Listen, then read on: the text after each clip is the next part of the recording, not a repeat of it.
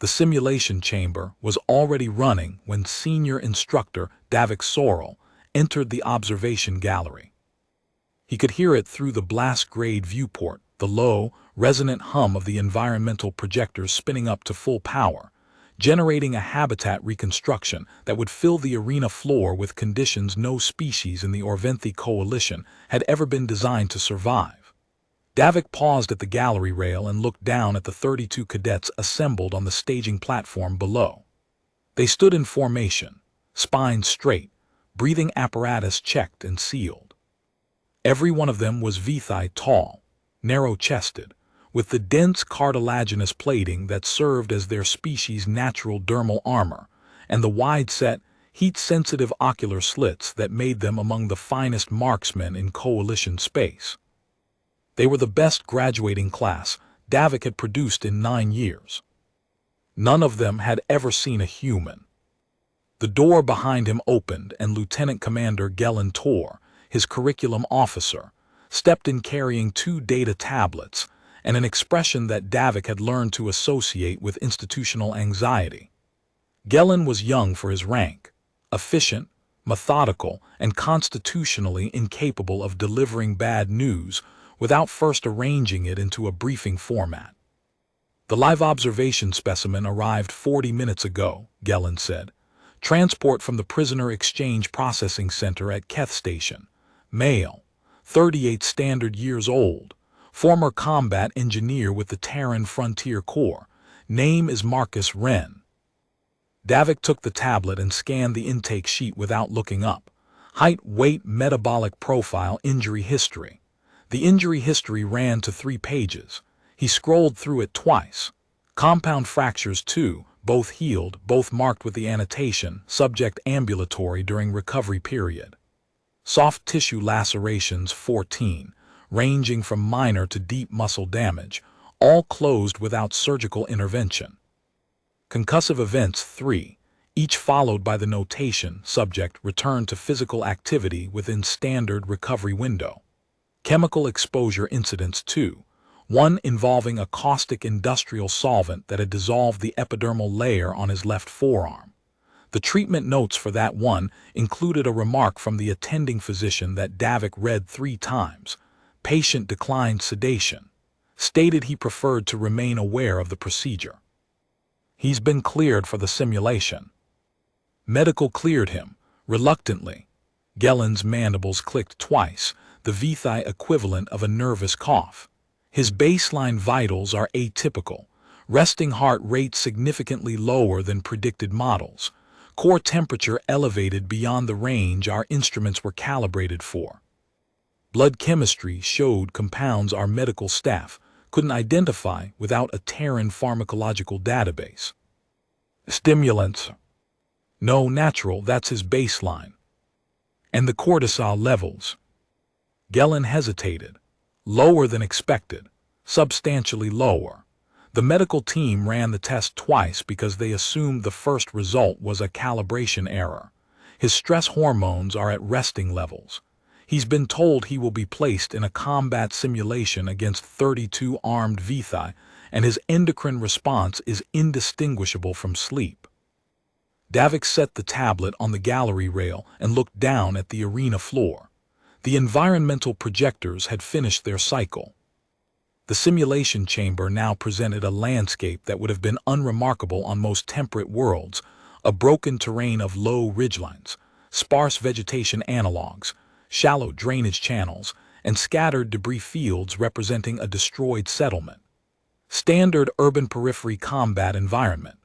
The lighting was neutral, the temperature moderate, the atmospheric composition standard coalition breathable. It was, by design, the least threatening environment the simulation library contained. "I want to be clear about what today's exercise is," Davik said, turning from the viewport to address Gelen directly. "This is not a combat examination. This is not a kill exercise. This is a pursuit and containment drill. The cadets will deploy into the simulation zone in 4-member fire teams. Their objective is to locate, pursue, and physically restrain a single unarmed human within a controlled environment. Time limit, 90 minutes. Gellen's ocular slits narrowed, and the purpose is to demonstrate that it can be done. The purpose is to demonstrate that it cannot. Gellen said nothing for a moment.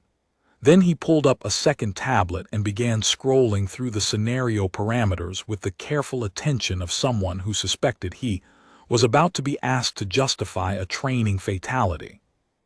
Instructor, the cadets have completed their full combat curriculum. They've run pursuit drills against Thrani evasion specialists, Corvalith endurance runners, and Garesi ambush tacticians. They graduated with the highest composite scores in 9 cycles. With respect, 1 unarmed prisoner in a contained environment against 32 armed Vithai does not seem like a meaningful challenge. Davik looked at him. Do you know how I got this scar? He touched the ridge of hardened cartilage below his left ocular slit, a thick, raised line that ran from the corner of his eye to the hinge of his jaw. It was the kind of damage that Vithai medical science could have repaired without a trace. He had chosen to keep it. I assumed it was from your combat deployment at Serath. It's from the 4th iteration of this exercise. 7 years ago, I was observing from a ground-level position closer access for biometric readings. The human subject, a woman, former logistics specialist, no direct combat training, broke containment against a full cadet class. During her egress, she passed within 2 meters of my position. She wasn't targeting me. She had no reason to, but she was moving through a debris field at speed with limited visibility, and her elbow caught me across the face as she went past. Davik's voice was flat. She weighed 61 kilograms. She was not trying to hurt me. The impact fractured my zygomatic plate in 2 places. Gellen's mandibles locked. That is exactly the assumption I need them to abandon. He activated the gallery's communication array and opened a channel to the staging platform below. Cadets, this is Senior Instructor Sorrel. Today's final practical exercise is a pursuit and containment scenario. Your target is a single Terran male, unarmed, placed in the simulation zone 12 minutes ahead of your deployment. He has no weapons, no communications equipment, no environmental gear beyond standard clothing. Your fire teams will enter from the 4 cardinal staging points. Rules of engagement: non-lethal restraint only. Stun weapons authorized. Lethal force is not authorized. Your objective is simple. Find the human, restrain him, bring him to the extraction point. He paused.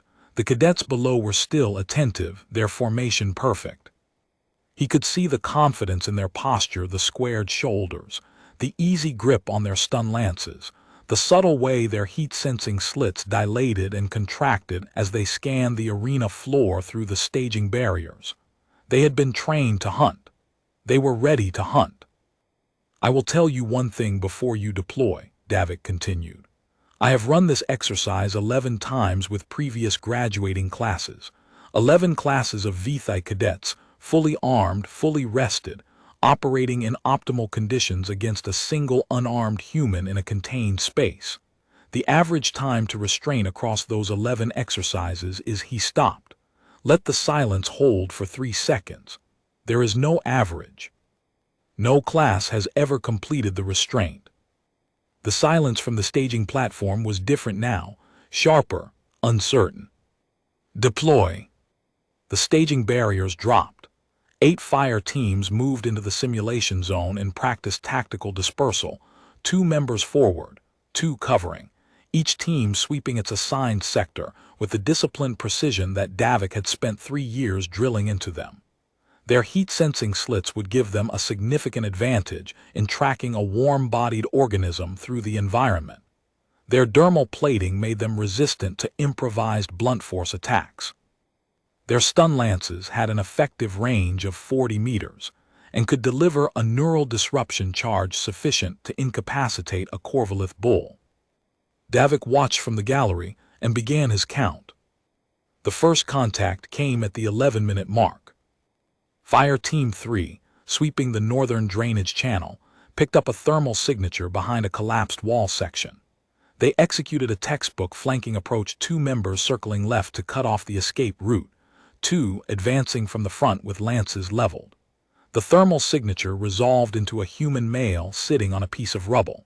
He was of medium build, with short brown hair and a face that carried the weathered texture of someone who had spent years outdoors in difficult conditions. He was sitting with his forearms resting on his knees, watching them approach with an expression that Davik, observing through the gallery's magnification array, could only describe as patient. Not nervous, not calculating, patient, the expression of someone who had been waiting for something to begin and was satisfied that it finally had. The cadets closed to 15 meters. The team leader, a cadet named Sarin Val, raised her lance and issued the standard restraint command. The human looked at her. He didn't move. He didn't speak. He simply looked at her with the calm, focused attention of someone measuring a distance. Then he moved. Davik had studied human kinematics for 6 years. He had reviewed combat footage, biometric analyses, anatomical breakdowns of the Terran musculoskeletal system. He understood in clinical terms that humans possessed an unusual combination of explosive fast-twitch muscle response and sustained aerobic capacity, a biological contradiction that most species resolved by specializing in one or the other. Humans had not resolved it. They had kept both. What this meant in practice was that Marcus Wren went from seated stillness to a full sprint in approximately 0.7 seconds and covered the 15 meters between himself and the flanking pair before Cadet Val had completed her firing arc. He didn't attack them. He went through the gap between them. His shoulder caught the left flanker's lance arm on the way past a controlled collision that redirected the weapon's discharge into the ground and sent the cadet stumbling into his partner. By the time Val fired, Wren was already past the collapsed wall section and accelerating into the drainage channel. The pursuit lasted 4 minutes. Fire Team 3 chased him through the channel at full sprint, their dermal plating clacking with each stride, their heat-sensing slits locked on the thermal bloom of his retreating figure. They were fast. Vithai were among the fastest bipedal species in coalition space, capable of sustained sprints that would leave most galactic species gasping. Wren outran them. Not by a dramatic margin. Not by some impossible burst of speed that defied biological analysis. He simply did not slow down. The Vithai cadets hit their anaerobic threshold at the 3-minute mark. Davik could see it in the gallery's biometric overlay, the sharp spike in their lactic acid production, the degradation of their stride efficiency. They were sprinting at maximum output, and their bodies were beginning to object. Wren's biometrics showed a heart rate of 152 beats per minute. His stride length was consistent. His breathing was elevated but controlled. He was running at approximately 70% of his maximum sustainable output. He was pacing himself. Davik had seen this before, every exercise, every human. The pacing was instinctive, built into their locomotion at a level that no other coalition species shared. Most species ran in one of 2 modes, full sprint or full stop. Their cardiovascular systems did not support the concept of a sustained cruising speed, a variable output level that could be maintained for extended periods without catastrophic metabolic debt. Humans ran the way long-haul freight engines operated, variable throttle, fuel-managed, distance-oriented. Their ancestors had hunted by running prey to exhaustion across open savanna, maintaining pursuit not for minutes but for hours, until the target's biology simply gave out. The prey was always faster in the short term. The humans were always there in the long term. Gellin, standing beside Davik at the gallery rail, said nothing. His mandibles had stopped clicking. "He's not trying to escape," Davik said quietly. "Watch the pattern. He lets them close to within 8 meters, then increases his pace by roughly 12%, just enough to reopen the gap. He's managing their energy reserves, not his own. Managing their. He's keeping them committed. If he pulled away too quickly, they'd break off and call for support. He's running fast enough to stay ahead, slow enough to keep them chasing. In another 2 minutes, their fast pursuit capability will be spent, and he'll shift to a different approach with the next team. At the 16-minute mark, Fire Team 3 broke off the chase. All 4 cadets were bent forward, hands on their armored knees, their breathing harsh and ragged through their mandible ventilation slits. Davik noted their recovery time on his tablet. Standard VTHI sprint recovery from anaerobic threshold, 4 to 6 minutes of stationary rest. During those minutes, they would be functionally unavailable for pursuit. Ren had doubled back. He was 200 meters from the spent fire team, moving at a moderate walk through a debris corridor, his heart rate already dropping from 152 to 128. He was recovering while moving. The VTHI needed to stop to recover. He didn't. Davik made a note. Ambulatory recovery. Subject restores cardiovascular baseline while maintaining movement. Pursuit element requires stationary recovery. Gap widens during mutual recovery phase. Implication. Every pursuit engagement depletes the pursuers more than the target. Cumulative effect over multiple engagements is asymmetric attrition. Fire Team 5 made contact at the 17-minute mark, before Ren's heart rate had fully normalized. He adjusted. He didn't run. He walked briskly through a series of tight corridors in the debris field, choosing paths that were too narrow for rapid pursuit but wide enough for a human walking at pace. The cadets had to slow to navigate the same passages. Every time they emerged into open ground, Ren was already entering the next corridor. "He's testing different speeds against different teams," Gellin said, his voice flat with the forced calm of an officer watching doctrine unravel in real time. "Finding the engagement tempo that costs them the most energy relative to his own expenditure." "Yes. That's not instinct, that's tactical energy management. Humans don't distinguish between the two. Their ancestors spent 100,000 generations calibrating the exact relationship between effort and distance. The math is in their bones." At the 22-minute mark, something happened that Davik added to his growing catalog of human behavioral anomalies. Ren stopped evading. He found a position in a shallow drainage culvert, crouched below the sightline of the nearest fire team, and went still. His biometrics showed his heart rate dropping 130, 122, 114. He was entering active recovery, but he wasn't hiding. His position was adequate cover but poor concealment. Any fire team sweeping the drainage system would find him within minutes. Fire Team 2 found him at the 24-minute mark. 2 cadets approached from the south, 2 from the east, in a standard drainage system clearing pattern. They identified his thermal signature at 30 meters and began their approach. Ren heard them. The biometric overlay showed a spike in his auditory processing. Human hearing was unremarkable by coalition standards, but their ability to extract directional information from acoustic signals was significantly above average. He knew they were coming. He didn't move. The cadets closed to 20 meters, 15. Ren was crouched in the culvert, his back against the wall, his breathing controlled. He was watching the approaching cadets through a gap in the culvert's overhead grating. Davik watched through the magnification array, trying to understand what he was seeing. At 8 meters, Ren moved, but he didn't run. He stood up slowly, deliberately, rising out of the culvert through the grating gap with the unhurried precision of someone who had calculated every angle. The 2 cadets from the south were 3 meters away. Their lances came up. Ren held out his hands, palms open, the universal submission posture.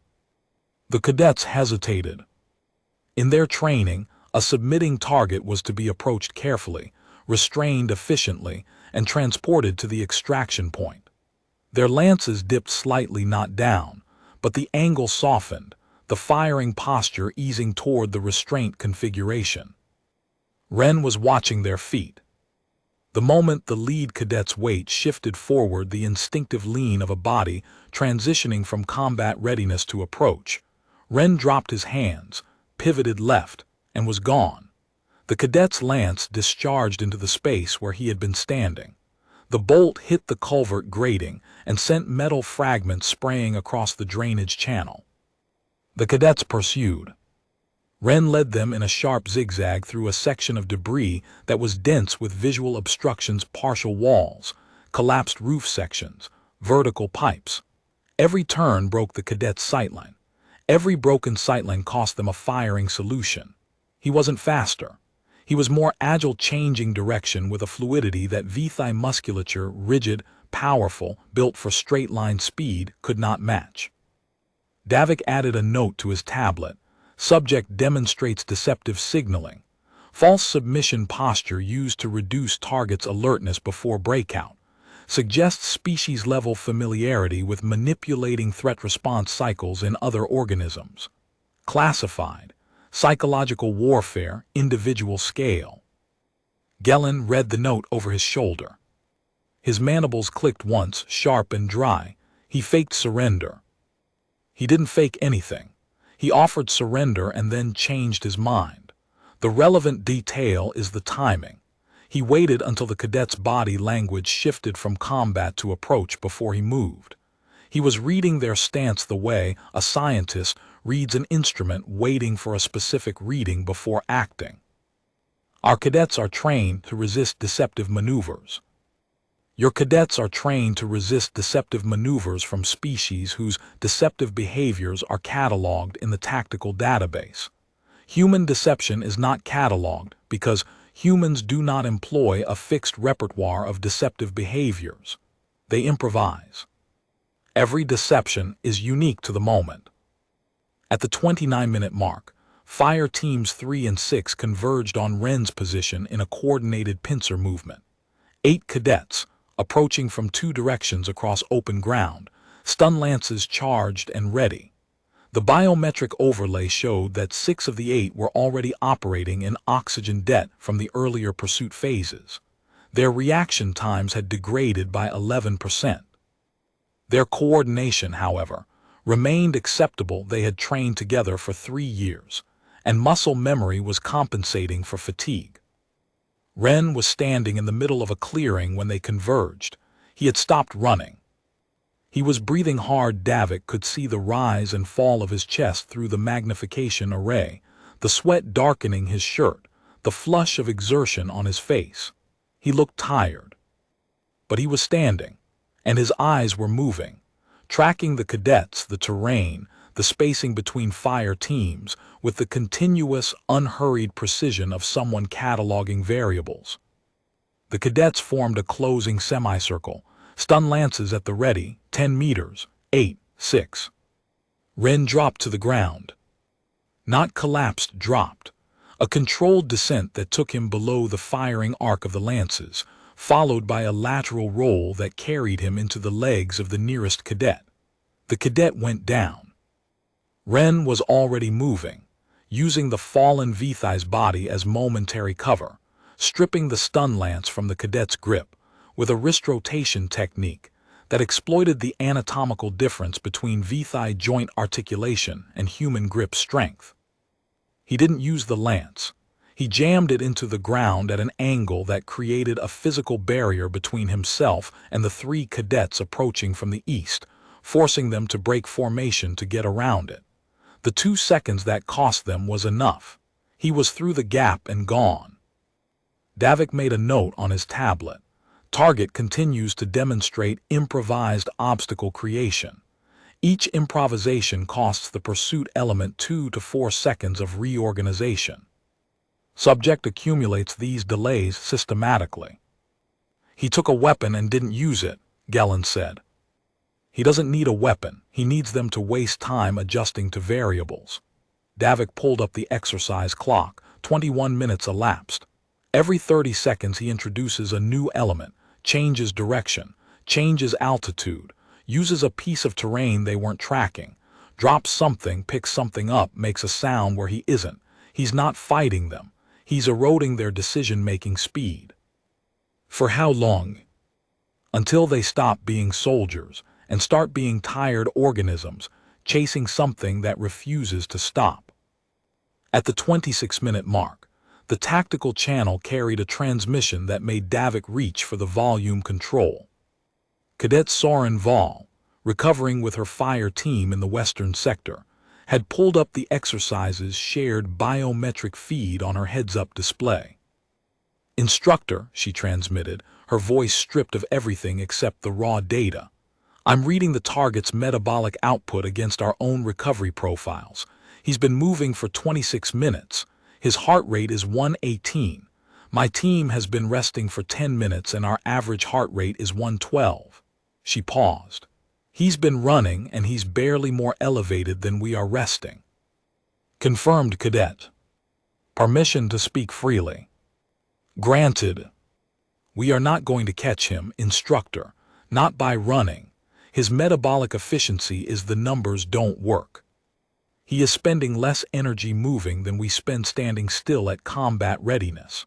The longer this exercise runs, the more the gap favors him. Davik muted his microphone and looked at Gellin. She reached the same conclusion your Colin reached, but faster, by a different route, through the numbers. Should I acknowledge her analysis on the command channel? No, let her sit with it. Let the other fire team leaders hear it. The lesson is more effective when it comes from their peers than from me. The command channel went quiet for 11 seconds. Then Colin's voice came through. All teams. Val's analysis is correct. The target is in better metabolic shape right now than any of our resting teams.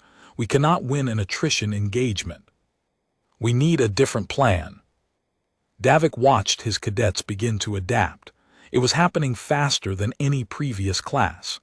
The data, delivered in cold biometric terms by one of their own, had accelerated the cognitive shift that usually took 40 minutes to develop. They were abandoning the pursuit model. They were looking for something else. They would not find it in time, but the fact that they were looking was the second lesson of the exercise. At the 28-minute mark, Fire Team 8 made hard contact. Cadet Reneth Goss, the team's point operator, came around a corner of the collapsed settlement and found Ren standing 3 meters away, completely still, facing him. The cadet's stun lance came up. Ren didn't move. Goss hesitated a fraction of a second, the natural pause of a predator species encountering prey that isn't running, and in that fraction Ren closed the distance, caught the lance barrel, and redirected it skyward as it discharged. The stun bolt cracked into the ceiling projector array, sending a shower of sparks across the arena floor. The remaining 3 members of Fire Team 8 converged. Ren released the lance, ducked under Goss's grab, and put the cadet's body between himself and the other 3. He moved backward, keeping Goss as an unwilling shield for 4 steps, then shoved the cadet into the oncoming team and broke left through a gap in the debris wall that was exactly wide enough for a human and slightly too narrow for a Vithai in full combat harness. Davik timed the escape, 1.8 seconds from contact to clean break. He's reading their joint articulation, Davik said. He knows where their armor limits their range of motion. He's going through gaps their bodies can't follow. Gellin pulled up the arena schematic on his tablet and highlighted the gap Ren had used. The opening measured 41 centimeters at its narrowest point. A Vithai in combat harness required a minimum passage width of 56 centimeters. The gap was functionally impassable for the pursuing cadets, and Ren had identified it, measured it, and used it in real time while in physical contact with an armed opponent. How does he know our armor specifications? He doesn't. He observed your cadets moving for 11 minutes before the first contact. That was enough. The exercise crossed the 35-minute mark. Davik pulled up the composite biometric overlay for all 32 cadets and studied the early trends. 6 fire teams had now made at least 1 contact. None had come closer than 1.3 seconds to achieving a restraint hold. Average heart rates across the class had risen 14% above resting. 3 cadets were already showing the early signs of sustained pursuit fatigue, a slight degradation of stride efficiency, a tendency to drift wider on cornering, the small tactical errors that accumulate when the body starts competing with the mind for priority. Ren's biometrics showed a heart rate of 126 beats per minute, elevated but controlled. He was operating well within his sustainable range, and his recovery between contacts was faster than the cadet's recovery from the same engagements. Davik had charted this pattern across all 11 previous exercises. He called it the attrition curve, the point where the two lines, cadets declining, human holding, would cross was typically around the 50-minute mark. After that crossing, the human would be in better relative condition than the majority of the pursuing force.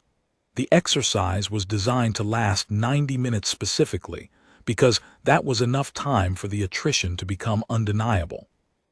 At the 37-minute mark, Davik noticed a detail that would not have been visible to anyone without 6 years of human observation experience. Ren was testing the arena's boundaries. Not overtly, not in the obvious way that previous human subjects had the woman who had sprinted directly at the containment wall in the second exercise, the man in the sixth who had spent 20 minutes methodically probing every exterior access point. Ren was doing it quietly, in passing, incorporating it into his evasion, patterned so smoothly that it looked like random movement. But Davik had been watching humans for a long time, and he could see the pattern beneath the pattern.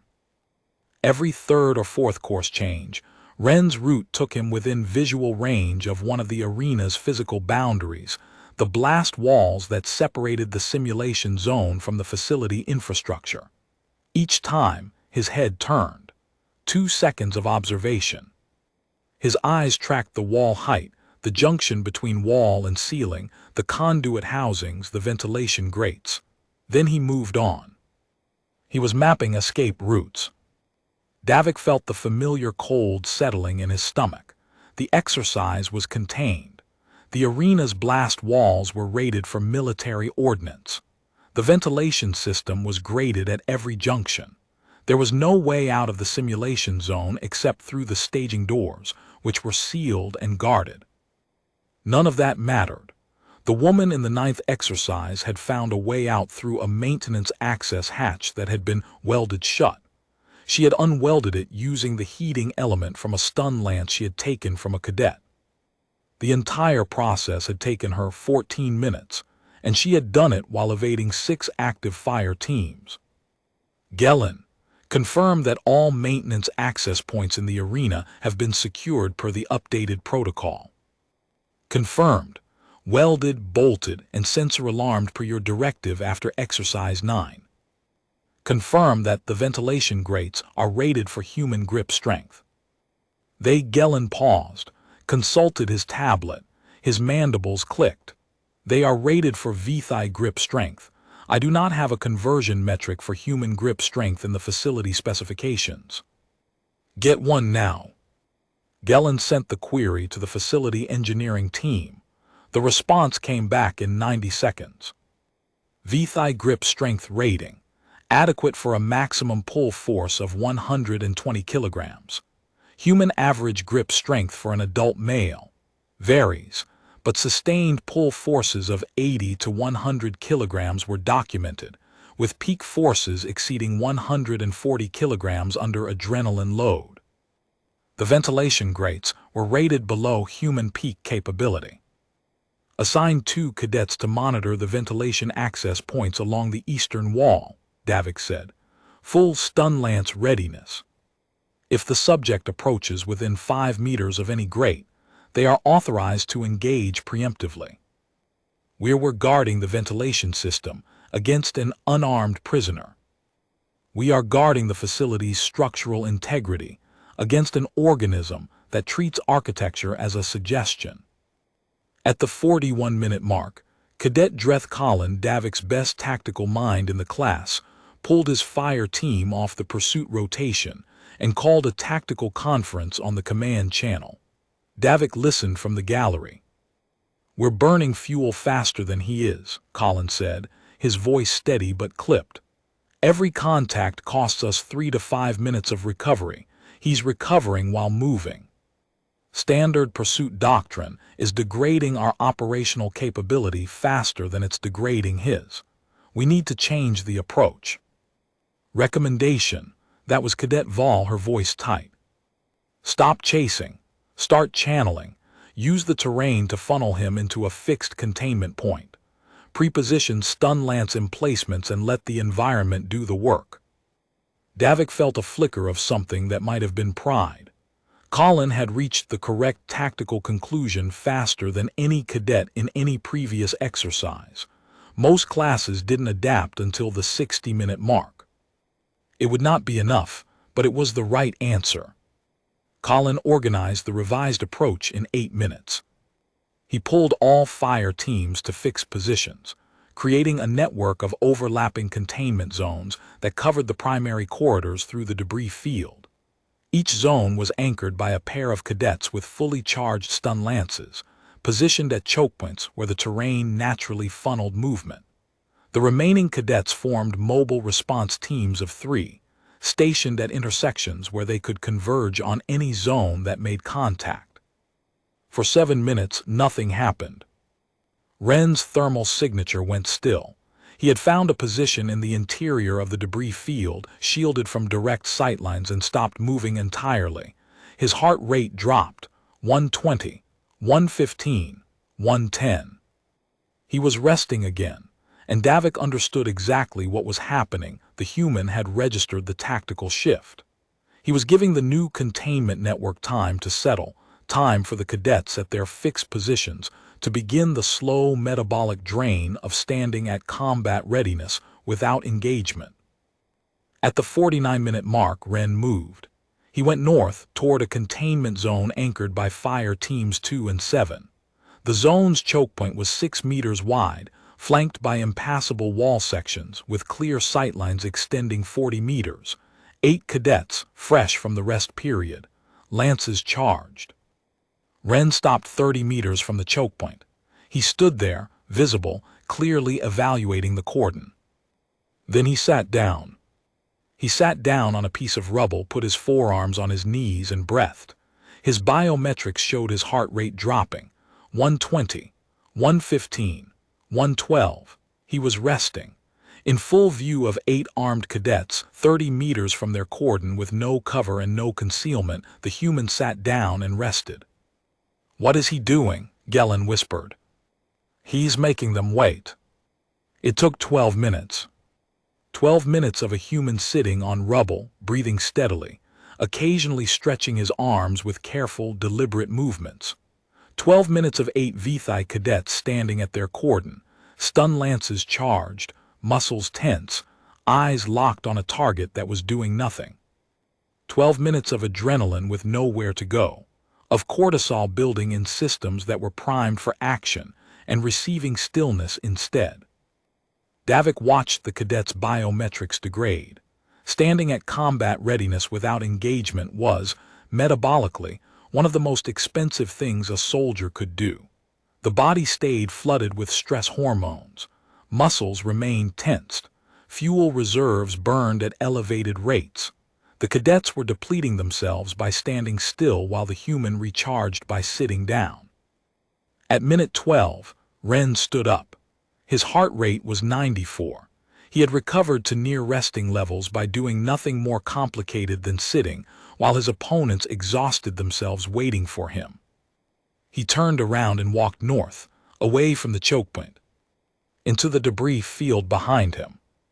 2 of the cadets broke formation to pursue. Colin's voice cracked across the tactical channel ordering them back, but the gap had opened for 3 seconds and Ren had noted it. 4 minutes later, he came through the choke point from the west, through a section of collapsed wall that hadn't been part of the original cordon plan because it had been assessed as impassable. Ren had crawled through on his stomach, negotiating a gap that measured 38 centimeters at its tightest point, too narrow for a Vithai in any configuration.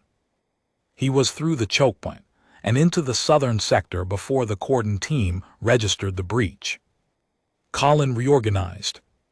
He pulled the containment zones tighter, doubled the mobile response teams, adjusted for Wren's demonstrated ability to use passages that Vithai anatomy couldn't follow.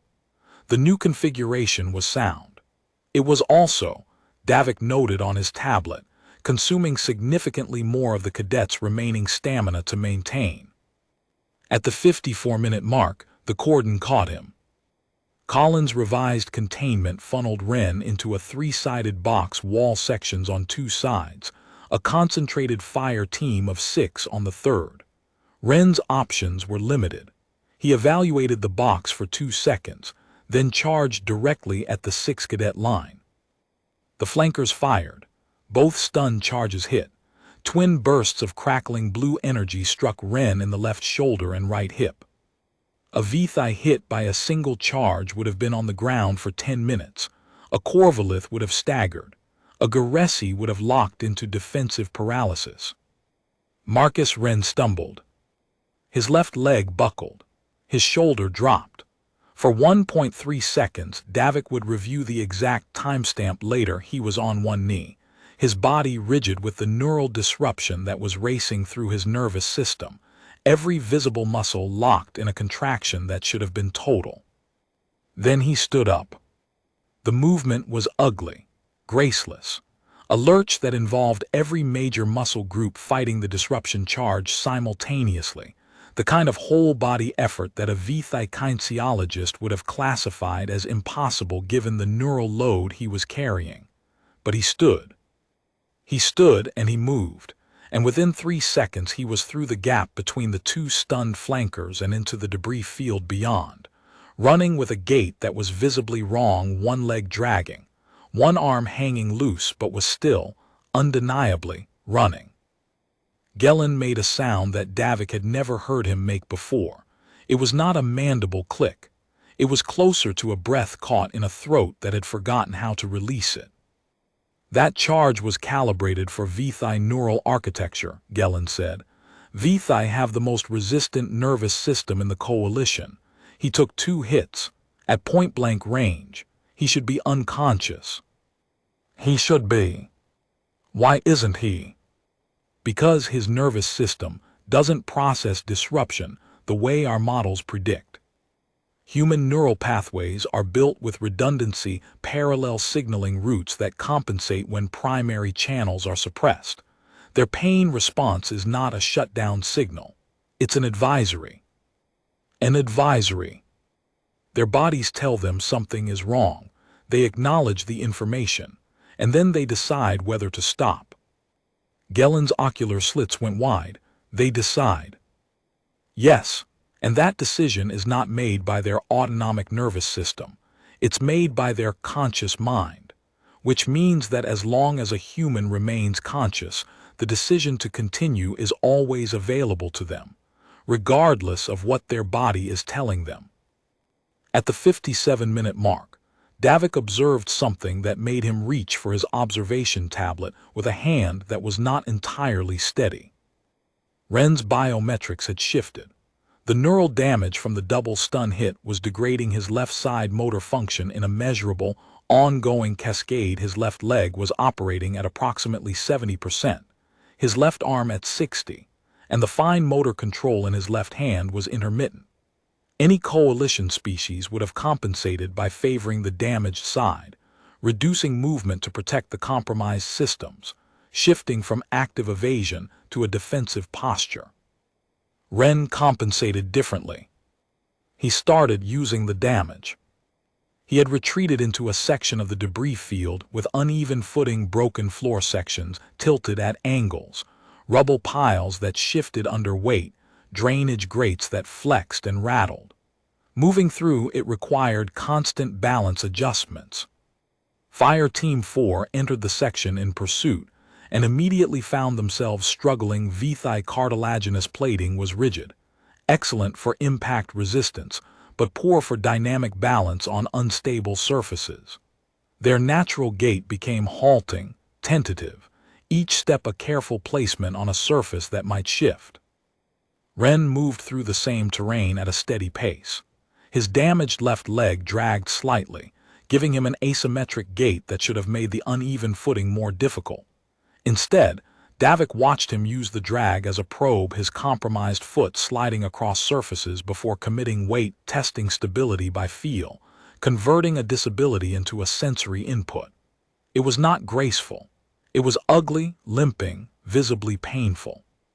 But it was effective, and he was crossing ground that his pursuers couldn't match. His injury is giving him a tactical advantage on this terrain, Gellin said, and the disbelief in his voice had crystallized into something harder. That should not be possible. It's not giving him an advantage. He's converting the damage into information. Human bodies are sensory instruments. Every nerve ending, every joint, every square centimeter of their skin is collecting data about their environment. When part of the system is damaged, the undamaged parts compensate by increasing sensitivity. They don't just endure damage, they adapt to it, in real time. At the 61-minute mark, Ren went vertical. His lateral mobility was degraded. He could no longer outrun the cadets in a straight sprint, so he stopped trying. The collapsed settlement structures included several multi-level ruins with partial wall sections still standing. Ren climbed. He used hand-over-hand techniques that exploited human upper body strength, a capability that Vithai, with their narrow-chested builds and cartilaginous forearms, could not match. He moved through the upper levels of the debris field, crossing gaps between structures using methods that Davik's tactical database had no classification for because no coalition species had the anatomy to attempt them. At the 63-minute mark, Cadet Val's fire team tracked him to the second level of a partially intact structure. They ascended using the building's internal stairway, the only access route their body architecture permitted. Ren waited until 3 of them were committed to the stairway, then dropped from the second level to the ground floor using a controlled fall that covered 4 meters of vertical distance. A Vithai falling 4 meters would have cracked their cartilaginous plating on impact. Ren landed, rolled, absorbed the impact through his joints with a technique that distributed the force across his entire musculoskeletal system, and was moving before the cadets on the stairway could reverse direction. "He's using the third dimension," Gellin said, and there was something in his voice that Davik recognized, the particular tone of a military officer, realizing that a problem he had assessed as 2-dimensional was actually 3-dimensional. "Our cadets cannot follow him vertically." "No, which is why extended pursuit is the wrong doctrine." At the 65-minute mark, Ren did something that nearly stopped Davik's heart. He approached the eastern wall, the section where the ventilation grates were located. The 2 cadets Davik had assigned to guard them saw him coming and raised their lances. Ren stopped 12 meters out. He looked at the cadets. He looked at the ventilation grate behind them. He looked back at the cadets. Then he smiled at them. The same small, tired, genuine smile, and he turned around and walked away. But his route had taken him within visual range of the grate for 6 seconds. Long enough, Davik knew from experience, for a human to assess bolt patterns, material composition, and approximate tensile strength of a mounting bracket by sight alone. The information was filed somewhere in Marcus Ren's operational memory, and it would stay there, and if the exercise lasted long enough or the circumstances changed enough, he would use it. Davik added a line to his report that he knew would sound paranoid to anyone who had not spent 11 years watching humans operate. Subject has conducted visual reconnaissance of the ventilation system. He now possesses sufficient information to attempt a structural breach if given access to a suitable tool. Recommend post-exercise inspection of all ventilation mounting hardware in the eastern wall sector. Gellin read the note. He did not comment. He had stopped commenting 20 minutes ago. At the 67-minute mark, Davik activated the gallery communication channel. "All cadets, status report. Fire team leaders acknowledge." The reports came in one at a time. Fire Team 1, 3 members still mobile, 1 treating a minor impact injury. Fire Team 2, 2 members mobile, 2 resting in position. Fire Team 3, all 4 mobile but operating at significantly reduced capacity. Fire Team 4, 3 mobile, 1 with a strained joint from attempting to follow Ren through uneven terrain. Fire Team 5, 1 member reporting equipment damage, 3 mobile but degraded. Fire Team 6, 3 mobile, 1 with a dislocated minor joint from a collision during the chokement breach. Fire Teams 7 and 8, mixed status, averaging 2.5 effective members per team. Of 32 cadets who had entered the simulation zone, 21 were still capable of active pursuit. 11 had either exhausted their effective stamina, sustained minor injuries, or experienced equipment failures from the unexpected physical demands of the exercise. 1 unarmed human had done this to them in 67 minutes. Davik closed the channel and pulled up Ren's deep file. The one that Keth Station's intelligence division had compiled over 18 months of observation.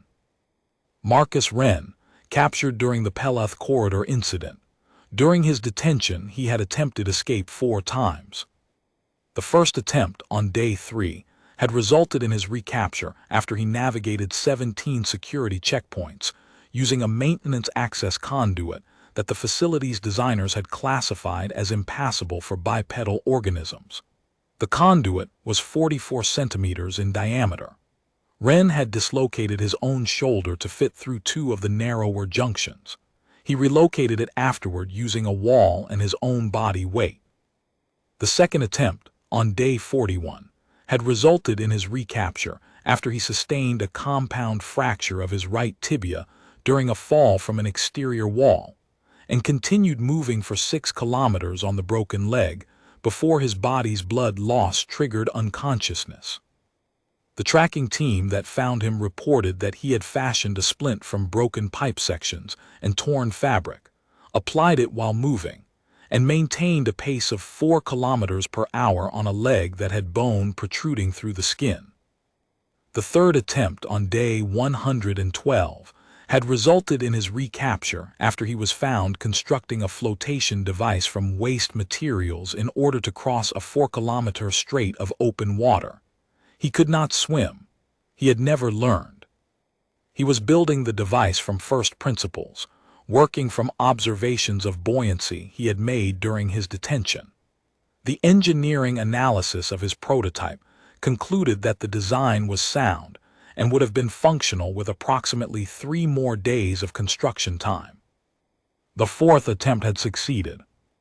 He had been recaptured 46 days later, 700 kilometers from the facility, by a tracking team of 11 coalition operatives who found him living in a cave system on the northern continent. He had crossed 2 mountain ranges, a river delta, and a desert basin on foot, with no supplies, no navigation equipment, and a partially healed tibial fracture that had set incorrectly and was causing him visible pain with every step. He had lost 9 kilograms. His feet were damaged to the point where a VTI physician described the tissue condition as incompatible with locomotion. He had been walking when they found him, moving north, toward the continent's only spaceport. When the tracking team entered the cave, he had been sitting by a small fire he had built using friction techniques. He had looked up at the 11 armed operatives and said 4 words. "Took you long enough." Davik closed the file and set the tablet face down on the gallery rail. The exercise was still running. On the arena floor, 17 cadets were conducting a sector sweep of the eastern debris field. Wren was 200 meters ahead of them, moving through a series of connected structures at a pace that the biometric overlay classified as a moderate walk. His heart rate was 122. His left arm, still hanging partially compromised, swung with a reduced but rhythmic arc that suggested the neural damage was slowly, grudgingly repairing itself. Gellin had been quiet for several minutes. When he spoke, his voice carried the particular weight of a military professional arriving at a conclusion he did not want to share. "Instructor, I've been reviewing the tactical channel logs from the past 20 minutes. Collins' containment strategy was correct. The chokepoint cordons, the mobile response teams, the elimination of pursuit in favor of channeling. It was a sound tactical adaptation. It was. The human defeated it without superior speed, without weapons, without any capability that our models would classify as a tactical advantage. He defeated it by sitting still for 12 minutes and then crawling through a gap that was too small for our anatomy. Yes, which means the problem is not tactical, it's categorical. We are pursuing an organism that does not operate within the category our pursuit doctrine was designed for. We could run this exercise 100 times with 100 different tactical approaches, and the fundamental asymmetry would remain. Davik looked at his curriculum officer. Gellen's mandibles were still, his ocular slits were steady.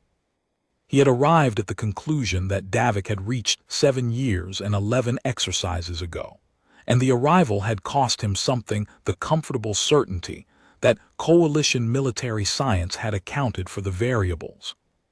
Correct, Davik said.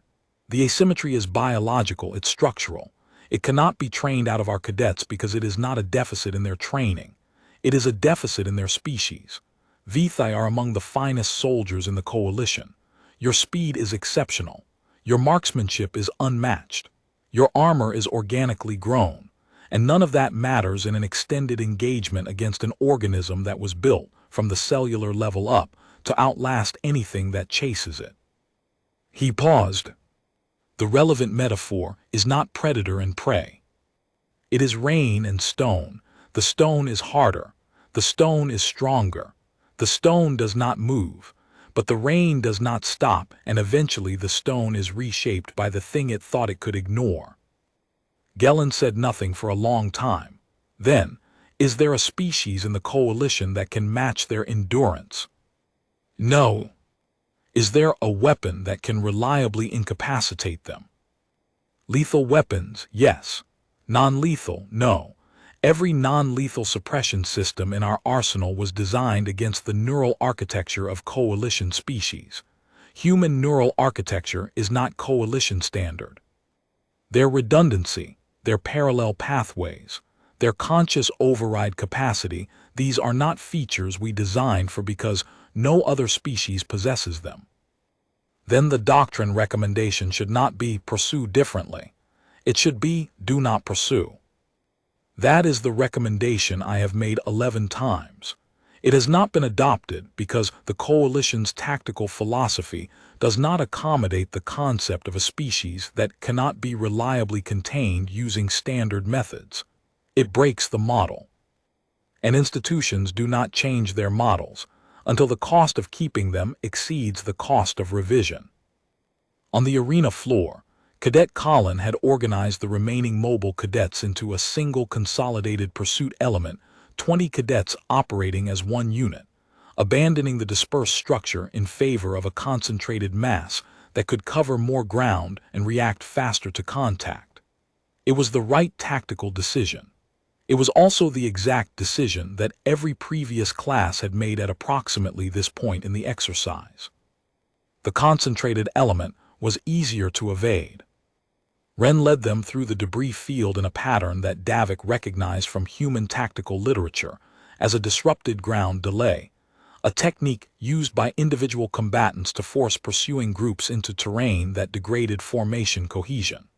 The cadets' consolidated mass worked against them.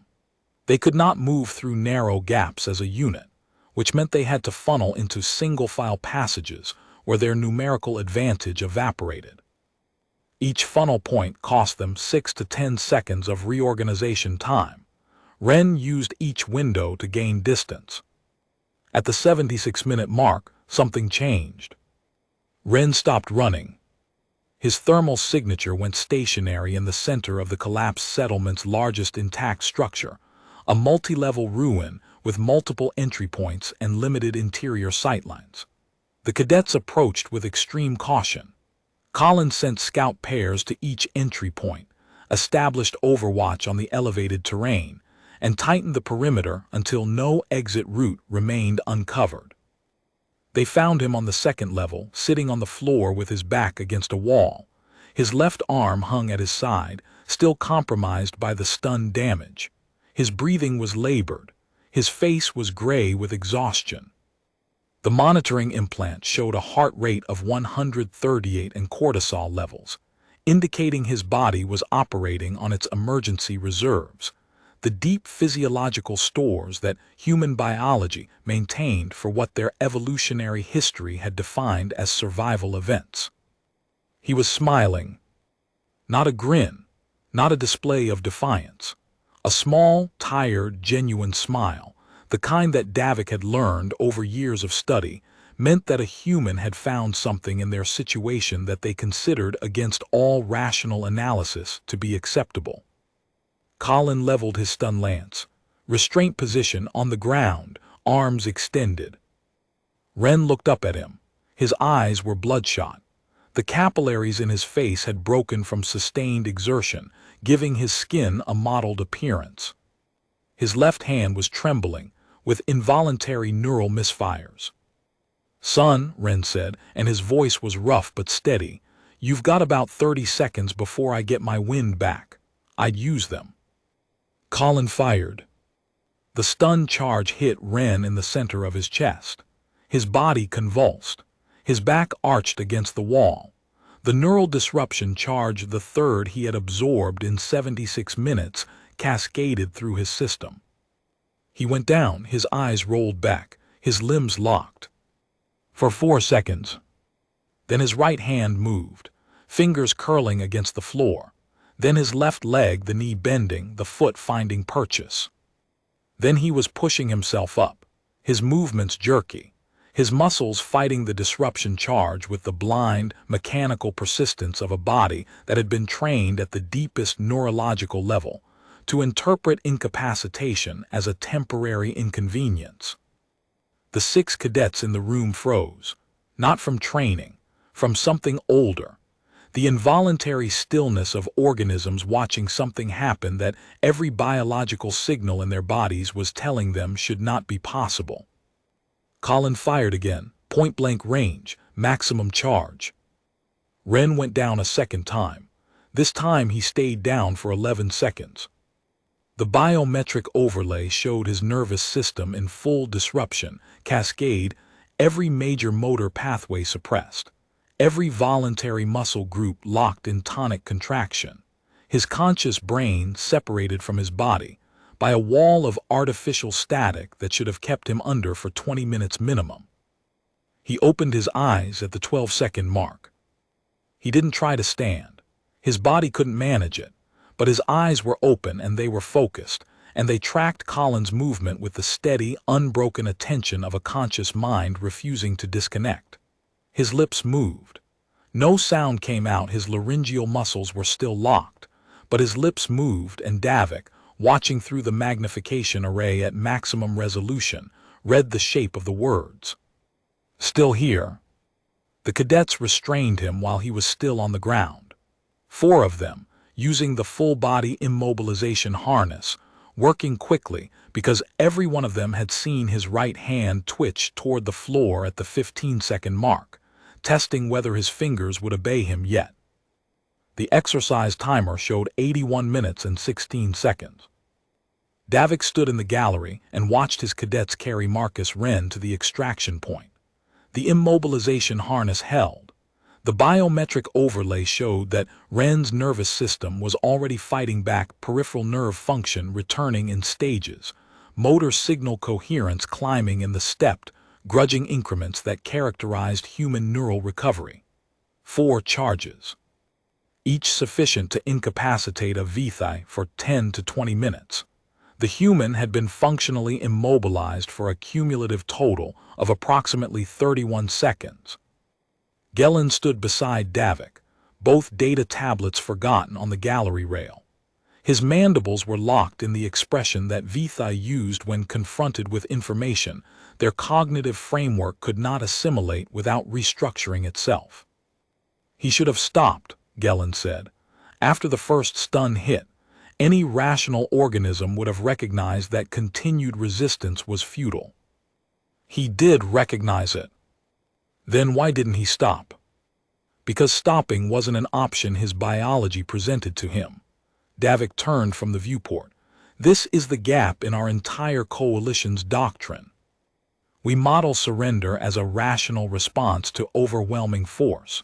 We assume that when damage exceeds a threshold, an organism's survival instinct will redirect from resistance to compliance. This is true for every coalition species. It is not true for humans. What happens when a human reaches that threshold? They don't have that threshold. They have a different system entirely. When a human body sustains damage that would trigger surrender behavior in any other species, it activates what their biologists call the override complex. Adrenaline floods the system. Pain signals are suppressed, not eliminated, suppressed. Cognitive function narrows to a single channel. Continue. Their muscles receive emergency fuel reserves that bypass normal metabolic pathways. And their conscious mind, the part that knows they are hurt, that knows they are outmatched, receives all of that information and responds with a directive that has been encoded into their neurology for 100,000 years. What directive? Not yet. The debrief began on the staging platform 30 minutes later. Davik's cadets stood in formation, but the formation told a story. Their spacing was tighter than regulation. Their eyes moved more than they should have in a post-exercise assembly. 6 bore minor injuries. All bore the expression that Davik had seen 12 times before, the silence of soldiers who had just learned that their tactical doctrine contained a gap they could not close with training. Cadets, what you just experienced is not in your current tactical curriculum. It will be effective today. The classification for what you encountered is Terran endurance persistence, the documented human capacity to sustain physical and cognitive function beyond the biological thresholds that define performance limits for every other known species. He activated the gallery's display array and projected 2 performance curves onto the tactical screen. The first was a smooth, predictable decline, a VTHI endurance curve, showing the gradual degradation of physical capability over time. The second looked like a staircase built by someone who refused to accept gravity. Long plateaus of sustained function interrupted by brief, sharp drops, followed by compensatory stabilization points, where the human body registered that it was failing, acknowledged the failure, and leveled off at a reduced but functional capacity. This is a VTHI performance curve, Davik said, and this is a human performance curve under the same conditions. Note the shape. We degrade smoothly, predictably. Our tactical doctrine is built on this predictability. Humans do not decline smoothly. They decline in steps, and each step is a plateau where they remain functionally effective. And the floor of that staircase, the lowest point, is a level that, in any other species, would be classified as catastrophic system failure. He pulled up a secondary dataset. Neural recovery comparison across all 12 exercises. VTHI recovery time from a single maximum charge stun hit, 10 to 20 minutes. Corvalith, 8 to 12. Average across all 14 coalition species, 11.3 minutes. He highlighted the human column. Human average recovery to conscious motor function after a single maximum charge stun hit, 19 seconds. After a double hit, 34 seconds. After the quadruple hit sequence delivered today, 4 charges, 2 at point blank, cumulative neural load sufficient to kill a VTHI outright recovery to conscious awareness, 12 seconds. The number sat on the display like a fault line. Your stun weapons are the most powerful non-lethal suppression tools in the coalition arsenal. Against a human, they buy you half a minute. He looked at Cadet Colin. Your containment approach was the most effective I have observed in 12 iterations. You adapted your tactics.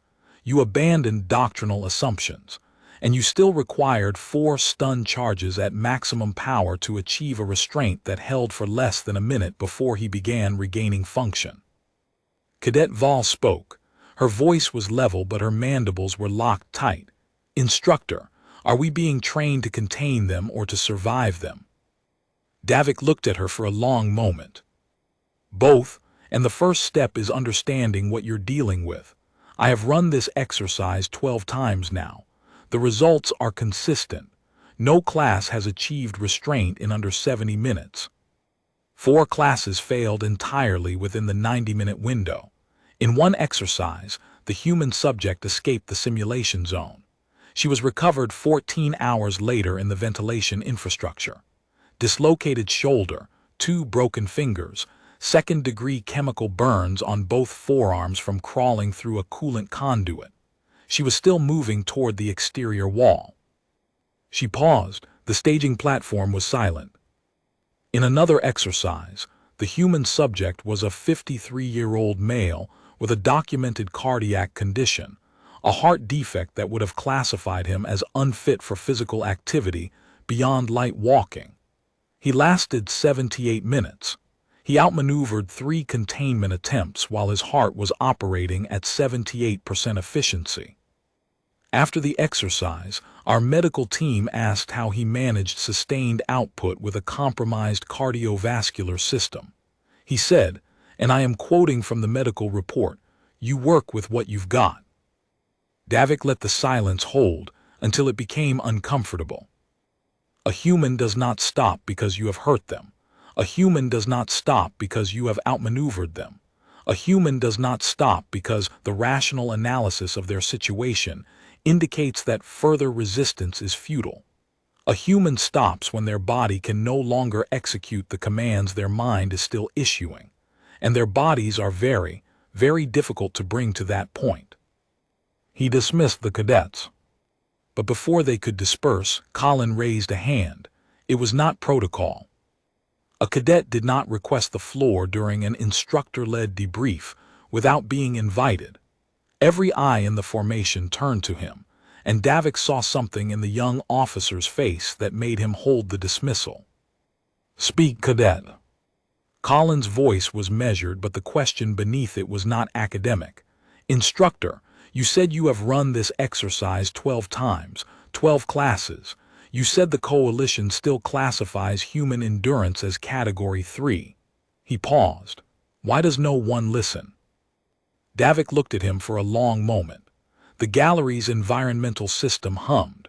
Somewhere below, the medical team was still processing Wren's biometrics, still getting readings that did not fit their diagnostic software.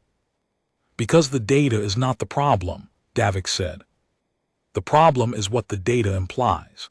If Terran endurance persistence is Category 1, if it is a strategic-level threat that cannot be reliably countered by standard non-lethal doctrine, then every pursuit and containment protocol in the coalition has to be rewritten. Every prisoner transport procedure, every field engagement manual, every risk assessment for every deployment where human presence is a factor. The institutional cost of reclassification is enormous. The institutional cost of denial is theoretical. Institutions choose the cost they can measure." He looked at all of them. "Your generation will not have that luxury. You have seen what the data says. You have felt it in your joints and your lungs and your depleted stun lance charges. You know, in a way that no report can convey, that the models are wrong. What you do with that knowledge is the difference between the soldiers this academy produces and the soldiers the galaxy needs." He let the silence settle, then he finished. "The most dangerous thing about a human is not that they don't stop. It is that they adapt. Every time you chase one, they learn from the chase. Every time you contain one, they study the containment. Every time you hit one with a weapon that should stop them and it doesn't quite work, they file that data somewhere in their biology, and the next time, they are a fraction more ready for it. You are not fighting a static capability. You are fighting an organism that treats every engagement as a lesson and every failure as a draft." He straightened his uniform. "Dismissed." They filed out in a formation that was tighter than regulation required, their equipment squared away, their faces composed. But something in the way they moved had changed, a subtle recalibration that Davik had seen 12 times before. They were no longer walking like soldiers who had completed a training exercise. They were walking like soldiers who had been introduced to the thing they would spend the rest of their careers preparing for. Colin was the last to leave the platform. He paused at the exit, turned, and looked up at the observation gallery where Davik stood. Their eyes met through the viewport. Colin gave a single, sharp nod, the VTI military acknowledgement that meant understood, received, internalized. Then he was gone. Davik remained in the gallery. Below, in the medical staging area, the transport team was preparing Ren for return to the processing center. Ren was conscious. He was sitting up on the medical transport pallet, his left arm still compromised, his face still gray with exhaustion. A VTI medic was scanning his vitals and doing a poor job of concealing her expression, the wide-eyed, mandible-locked look of a medical professional confronting biology that refused to conform to her instruments. Ren was talking to her. Davik couldn't hear the words through the viewport, but he could see the medic's reaction, a slight pullback, a rapid blink of her ocular slits, and then something that Davik would have sworn was impossible if he hadn't seen it. A small, involuntary mandible relax that was the VTI equivalent of a surprised laugh. He was making her laugh. 20 minutes after absorbing 4 stun charges, with his nervous system still sparking with residual disruption, and his body running on biological fumes, the human was sitting up, making conversation and producing humor. Davik pulled up the post-exercise evaluation form on his tablet and stared at the blank field labeled Threat Assessment Recommendation. He had filled in this field 11 times before. He had used phrases like significant tactical challenge, requires doctrine revision, and demonstrates performance parameters outside current modeling assumptions. Careful language, institutional language, the kind that moved through bureaucratic channels without alarming anyone. 11 reports, 11 exercises, and the coalition's tactical doctrine still treated human endurance as a Category 3 consideration, a footnote in the performance tables. He thought about a conversation he'd had 6 years ago with a human xenobiologist named Dr. Lena Vasic, the only human academic who had agreed to consult on the exercise program. She had been calm, professional, faintly amused by his questions, and entirely unsurprised by his data. When he had shown her the performance curves, the stepped plateau that no coalition species shared, she had looked at them for 3 seconds and said, "Yes, that's what we call a second wind." "A second wind," Davik had repeated. "Your species has a colloquial term for a biological phenomenon that our medical researchers have spent 4 years attempting to model." "We have a colloquial term for it because it happens to everyone," she had said. "Your researchers are treating it as exceptional because it doesn't exist in your species. For us, it's Tuesday." She had explained, with the patient clarity of someone accustomed to translating human biology for alien audiences, that the step plateau was not a single mechanism, but a cascade of overlapping systems: endorphin release, adrenaline cycling, lactic acid buffering, psychological pain gate modulation, and something she called goal-directed override that she described as the conscious mind's ability to override autonomic shutdown signals when a sufficiently compelling reason to continue was present. "What constitutes a sufficiently compelling reason?" Davik had asked. She had thought about that for a moment. For some people it's survival, for some it's duty, for some it's pride. For some, it's the fact that someone told them they couldn't. She had smiled the small, tired, genuine smile that Davik would later recognize on Marcus Wren's face. For a surprising number of us, it's just stubbornness. The body says stop and the mind says make me. And then the body finds more. Finds more what? More everything. More fuel. More signal. More time. It's not infinite. We do eventually stop. But the gap between when our bodies want to stop and when they actually stop is longer than any of your species models account for. And in that gap, in that space between wanting to quit and actually quitting, we do things that your models say are impossible. He had filed her consultation notes as a restricted attachment to his fifth exercise report. The attachment had not been read by anyone in the Tactical Doctrine Division. He had checked. He deleted the default text and typed the full recommendation. Reclassify Terran Endurance Persistence from Category 3 Tactical Consideration to Category 1 Strategic Level Threat. Current containment doctrine assumes target incapacitation within performance ceiling parameters. Terran subjects do not conform to this assumption. Recommend immediate revision of all pursuit and restraint protocols involving Terran targets. Recommend minimum 4-to-1 numerical superiority with prepositioned containment barriers and redundant neural suppression capacity. Recommend prohibition of extended pursuit engagements exceeding 15 minutes. Recommend mandatory briefing for all field-deployed personnel. He paused, then added a final line. Additional note, the subject, Marcus Wren, was returned to the Prisoner Processing Center following the exercise. During the transport, he ate the full ration provided, drank 2 liters of water, and fell asleep. His monitoring implant showed REM sleep within 7 minutes. Resting heart rate during sleep, 54 beats per minute. When he woke on arrival at the processing center, he asked the transport guard whether there would be another exercise tomorrow. Davik set the tablet down and looked out the viewport at the empty simulation chamber. The environmental projectors had powered down. The debris fields and drainage channels were dissolving into the flat, featureless gray of the arena floor, the simulated landscape returning to nothing. He thought about Cadet Collins' face when Wren had opened his eyes 12 seconds after the second point-blank stun charge. He thought about the performance curves on his data display, the Vithi line descending in its smooth, predictable arc, and the human line refusing to follow it, stepping down in shallow, grudging increments that never quite reached the bottom of the graph. He thought about the flotation device built from waste materials by a man who could not swim, attempting to cross 4 kilometers of open water because a locked door had never been, in the architecture of his mind, the end of the argument. He thought about the medic on the arena floor, surprised into an involuntary laugh by a man who should have been unconscious.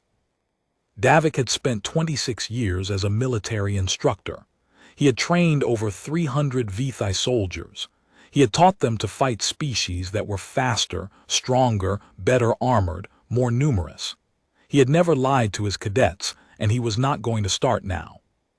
But standing alone in the gallery, with the echo of the exercise still humming in the air recyclers and the image of Marcus Wren steady, bloodshot eyes burned into a corner of his memory that he knew he would never fully clear, Davik allowed himself one private, unrecorded thought. It was not rational to admire something that frightened you. It was not professional to feel respect for a capability that your entire career was built around countering. It was certainly not consistent with 26 years of tactical instruction to stand in an empty observation gallery and acknowledge, silently, that the thing you had just witnessed was not a flaw in a species, but a kind of answer, a biological response to a universe that had tried, for 100,000 years, to kill a species that had looked at every method of extinction and said, with a calm that was not bravery and a stubbornness that was not strategy, not yet. He picked up the tablet, filed the evaluation, and walked out of the gallery. Behind him in the medical transport bay, Marcus Wren was asking the guard about lunch.